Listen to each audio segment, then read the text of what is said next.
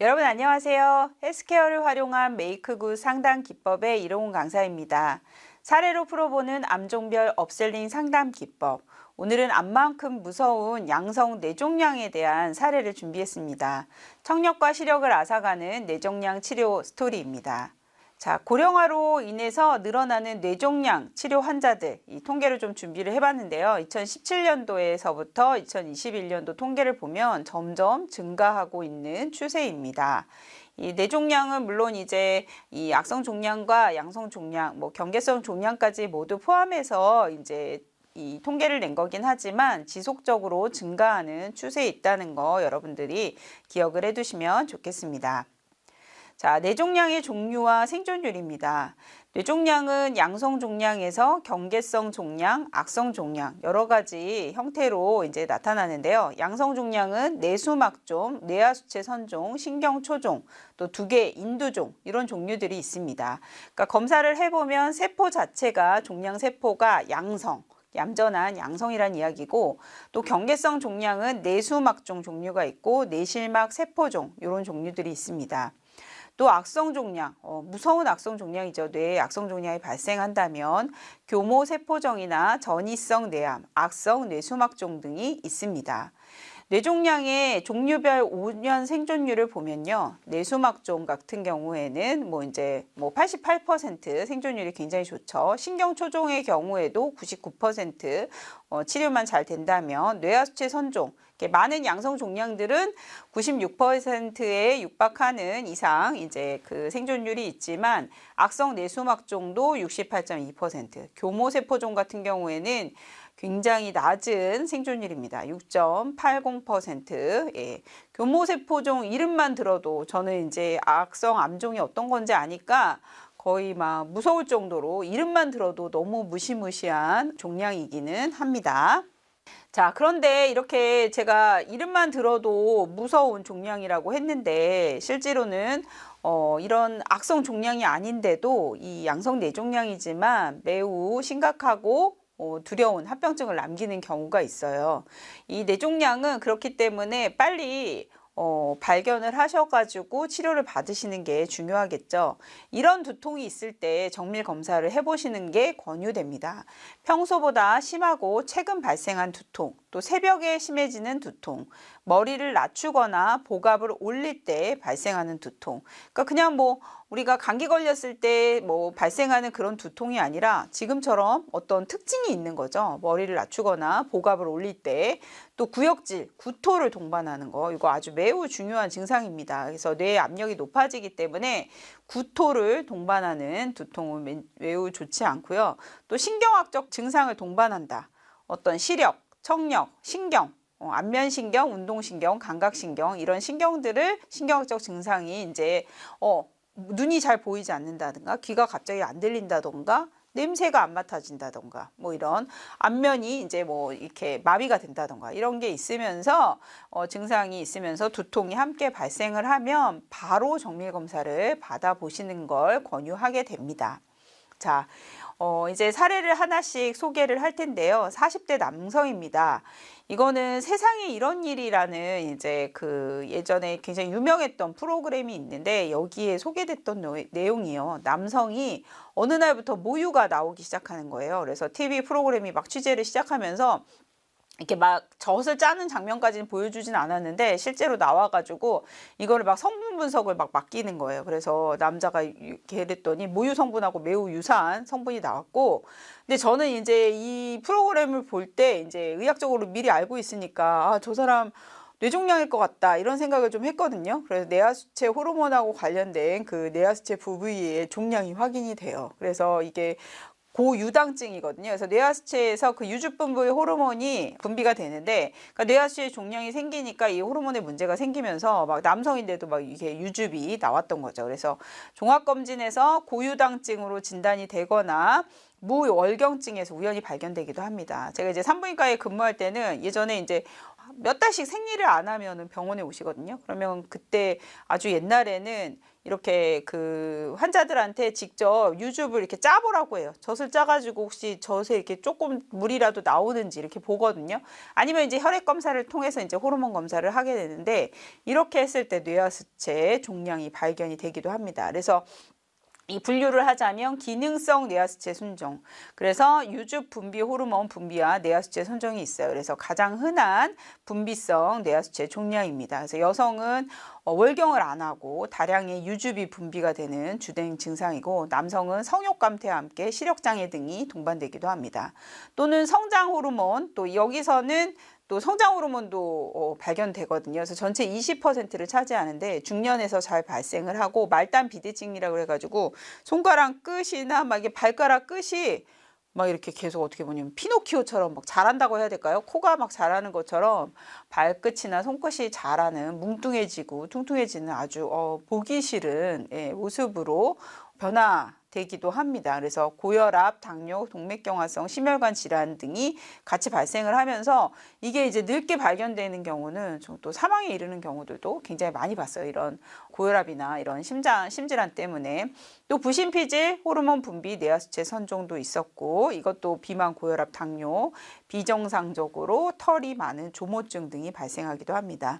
또는 비기능성 뇌하수체 선종이라 그래서 약 또 높은 퍼센테이지예요. 30에서 40%를 차지하는데, 종양이 점점 자라면서 거대 선종이 되고 시신경을 압박해서 시야 결손이나 시력 저하가 발생하는 경우들이 있습니다. 그러니까 이거는 그 호르몬 자체는 문제가 없고 그냥 사이즈만 이제 커지는 그런 종양들에서 많이 발견이 됩니다.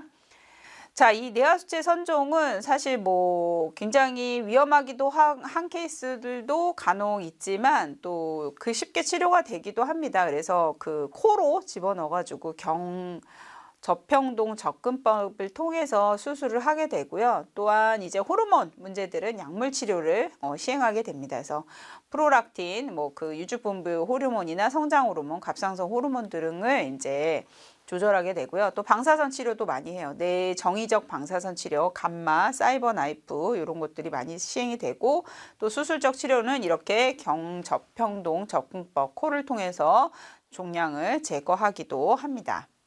자, 이거는 또 굉장히 괴로운 사건 중에 하나예요. 이 청신경 초종이라 그래가지고 아까 생존율은 99%로 굉장히 높다고 되어 있는데, 이게 청신경에 발생을 해요. 그래서 갑자기 이명과 어지러움증으로 병원에 내원하게 되는데, 이 여성이 청신경 초종 진단을 받고 종양 절제술을 시행을 하게 됩니다. 그래서 이쪽에 있기 때문에 귀에 저렇게 큰 상처를 남기고 이제 수술을 하게 되는데요.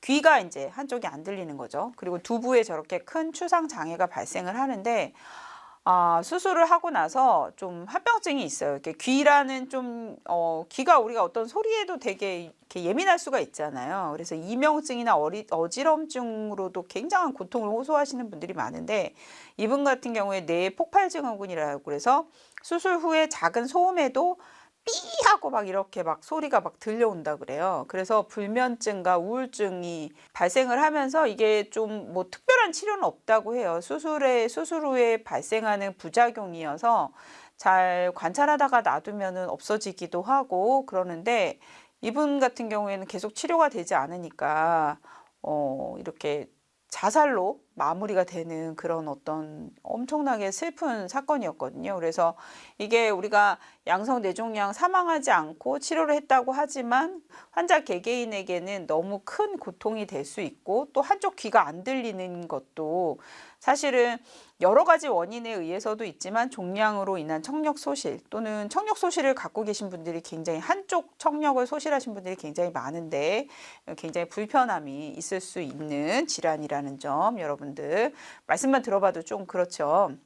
자, 다음은 18세 고등학생인데요. 지속적인 두통이 있어가지고 이렇게 좀 큰 병원에 입원을 하게 됩니다.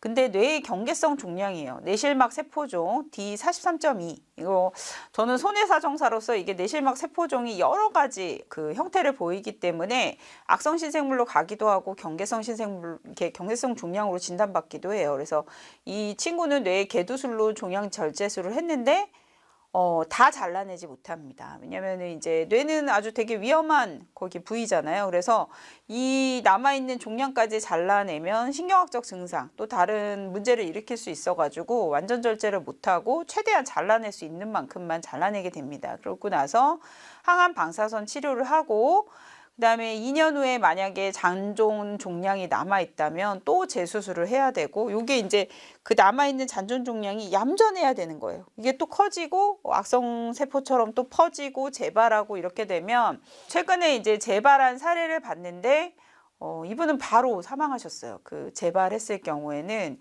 그 종양에 뭐 수술로도 손을 댈 수가 없었고 항암 방사선에도 치료가 듣지 않아 가지고 근데 이 친구의 경우에도 이때 끝나고 나서 인지 기능이 약간의 저하가 와요. 이전으로 완전히 돌아오지를 않는데 그리고 약간 걸음걸이가 절뚝절뚝 여러분들 혹시 소아마비를 기억하실지 모르겠는데 요즘에 예방접종 때문에 소아마비 있는 그 학생들의 숫자가 많이 줄어들었거든요. 근데 이게 꼭 소아마비 걸린 사람처럼 바깥자리로 이렇게 쩔뚝쩔뚝 이렇게 걷게 돼요. 그러니까 후유장애도 약간 남아 있는 거죠. 그리고 이 친구가 이제 바로 고3이 되는 시점이었는데 시험도 치를 수 없을 정도로 이렇게 안 좋은 상태가 되죠. 굉장히 잘생겼어요. 그런데 이런 문제가 생겨서 굉장히 근데 이제 이거는 이제 병리학적으로 그 악성 세포가 아니기 때문에 C코드가 되지 않아요. 그런 경우에는 다 경계성 종양이나 이런 소액 진단비를 받으셔야 되기 때문에 되게 안타까운 케이스라고 할 수가 있습니다. 자, 보험금 지급 기준은 병리학적 진단 기준이 우선이 됩니다. 아까 그 학생의 경우에도 교수님은 C코드를 써주시려고 했어요. 그리고 최근에 이제 제가 많이 받게 되는 이 고객의 사례에서도 교수님들은 신경외과 교수님이 C코드를 적어주는 경우도 있거든요. 병리학적으로는 악성세포가 아니지만 그렇지만 대법원 판단 기준 그리고 우리 보험 이제 공제약관에서도 다 병리학적 기준을 따르도록 되어 있어요. 그래서 갑의 종양은 임상적으로 악성 종양에 준하는 것으로 볼 수 있으나 병리학적으로 악성 종양에 해당하지 않는 사안에서 위 약관 조항 문헌의 객관적 의미를 병리학적으로 양성 종양이 명백하더라도 실질적으로 악성 종양에 준하는 것으로 볼 수 있는 경우까지 보험금 지급 사유에 포함하는 것으로 해석하기가 어렵다. 이렇게 대법원 판결이 나요. 그러니까 병리학적으로도 악성 종양에 해당해야지만 우리가 암 진단금을 받을 수 있다. 이렇기 때문에 양성 종양으로 이제 보험금이 지급이 될 수가 없는 거거든요. 그래서 이렇게 판단이 이미 대법원 판례에서 됐기 때문에 우리 보험약관에서 정하고 있는 병리학적 기준이 아니면 우리 이 뇌종양 같은 경우에는 이렇게 고통스러운 뭐 죽음을 선택할 정도로 고통스러운 상태에 해당하지만 큰 보험금을 받을 수 없다는 점을 굉장히 고객들로부터 실망을 가져오기 때문에 우리 소외감 보장도 굉장히 잘 준비를 하실 수 있도록 제안을 해주셔야지 한다는 점을 시사를 하고 있습니다. 자, 이런 뇌종양은 경계성 종양, 양성 종양도 암만큼 괴로울 수가 있다. 뇌실막 세포종 설명드린 사례처럼 대개 소아에게서 호발하지만 35세까지도 발생을 하고 양성 뇌종양은 청신경 초종, 뇌하수체 종양, 수막종 등 양성 종양이지만 악성암처럼 치료하기도 한다. 암 치료비, 항암, 아까 제가 사례에서 설명드린 것처럼 항암도 하고 방사선, 사이버 나이프, 감마 나이프, 양성자 치료, 그러니까 이런 치료들도 많이 하니까 암 치료비에 버금 간다는 점, 그 다음에 악성암처럼 잔존으로 남아 있어서 재발이나 전이도 될 수 있다. 또 후유장애. 이게 발생할 수가 있다는 거죠. 뇌 신경 부위 손상으로 인해서 신경학적 장애를 남길 수가 있고 청력, 시력, 운동장애까지도 남길 수가 있습니다. 문제는 이런 암 진단금이 나올 수가 없기 때문에 진단금은 작은데 치료비나 합병증은 암과 유사해서 항암 방사선, 재수술 등의 고비용이 발생하기 때문에 별도의 보장 금액을 좀 증액하도록 해주셔야 된다는 점, 이게 바로 이 강좌의 키포인트라고 할 수가 있겠습니다. 자, MG 온그린 암공제에서는 소외감 진단 특이하게 들어가겠죠. 이제 이 경계성 종양이나 이런 부분들, 또 항암 방사선 약물 특약도 이제 소액으로 들어가고 암 수술비도 소외감 기준으로 나가게 될 거예요. 그렇게 암 진단이 아니기 때문에 상급 종합병원 암통원이나 입원 이런 일당들은 해당이 되지가 않습니다. 그렇기 때문에 굉장히 한계가 있죠. 그렇기 때문에 이 이후에 합병증이 발생할 수 있는 뇌보장을 좀 더 철저히 하려고 하면 저희 MG 더 좋은 건강 플러스 공제에 고도 장애 연금 특약이 있어요. 장애로 인한 장애가 발생했을 때 대비해서 이런 연금 특약 또는 1호종 수술 급여금에서는 회당 수술비와 방사선 수술도 보장을 하고 있습니다. 그래서 1호종 수술 급여금이 굉장히 좋은 특약 급여금이거든요. 그러니까 회당도 되고 방사수술, 아까 감마 나이프, 사이버 나이프도 다 수술에 들어가기 때문에 이것도 이제 추가적으로 보장을 받으실 수 있고, 또 이럴 때 뇌하고 관련되어 있기 때문에 중환자실 입원 특약 또한 아주 매우 좋은 특약이 될 수 있습니다. 뇌 수술 후 중환자실 입원 가능성이 매우 높기 때문에 거의 며칠씩 누워 계시다가 나오셔야지 하거든요. 그래서 이런 양성 뇌종양이나 경계성 뇌종양은 고액의 비용이나 합병증이 나타나지만 안보장으로 보장이 어려우니까 별도 보장이 준비가 필요하다는 점을 꼭 제안을 하시면서, 아무래도 이 주요암 보장 금액이 커지면 이 소외감 보장도 커질 수가 있기 때문에 추가 업셀링 하는 거는 매우 중요한 문제입니다.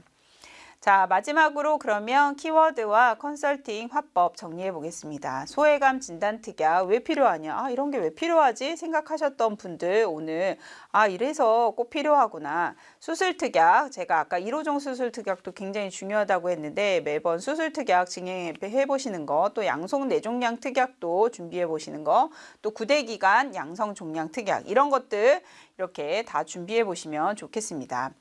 자, 최근에 고령화로 인해서 발생률이 비교적 적었던 뇌종양 환자의 발생률이 높아지고 있다고 하는데, 뇌종양 중 양성 뇌종양은 비교적 생존율이 높다고 알려져 있지만 생존을 하더라도 신체의 청각이나 시각 문제를 일으켜서 장애를 남기는 경우도 있다고 합니다. 이런 양성 뇌종양은 악성암은 아니기 때문에 암보험만큼 지급이 되지 않고 비교적 소액 보호금만 지급이 되는데 나머지 인생을 살아가야 하기 때문에 이에 대비해서 좀 보장을 늘릴 수 있는 수술 보장, 양성 뇌종양에 대비한 소외감 진단 특약을 증액해 두시는 게 암보험 보장만큼 중요할 수 있습니다. 이렇게 좀 제안을 해주시면 좋은 상담 화법이 되시리라고 생각을 합니다. 오늘 또 암만큼 무서운 양성 뇌종양 그 내용으로 여러분들 준비해 드렸는데 도움 되셨길 바라면서 오늘 강좌 여기서 마치겠습니다. 감사합니다.